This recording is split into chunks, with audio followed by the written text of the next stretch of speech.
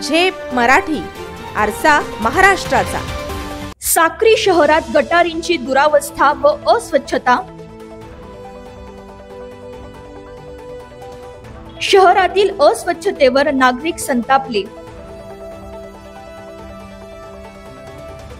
प्रशासनाने तातडीने उपाययोजना कराव्या अशी मागणी।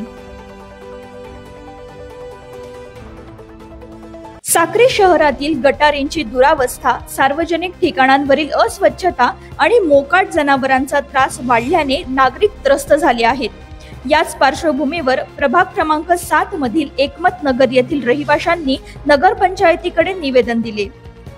साक्रीतील समता नगर व राष्ट्रीय महामार्गाजवळील हॉटेलमधील सांडपाणी थेट एकमत नगर नाल्यात सोडले जात असल्याने गटार ओसंडून रस्त्यावर पाणी साचते।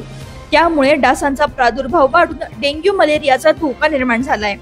प्रभाग क्रमांक 9 मधील ओम शांती चौकात देखील तुंबलेल्या शौचालयामुळे अस्वच्छता व दुर्गंधी पसरली आहे।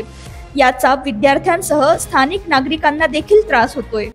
सध्या एकमतनगर मध्ये व साक्री शहरामध्ये ते फार बिकट परिस्थिती आहे। एकमतनगर मध्ये तर अक्षरशः चालायला जागा नाही। 4 महिन्यापासून लाईट बंद आहेत, पाण्याची सोय नाही। गवळीवाडा हा 8 नंबर प्रभागात येतो। तिथे जे गटरीचं काम झालेलं आहे ते अक्षरशः गटरी तुंबून पाणी पूर्ण रस्त्यावर वाहत आहे। तिथेही स्वच्छतासाठी कोणतेही कर्मचारी नाही आणि तिथं लहान लहान मुलं बाळ खेळतात।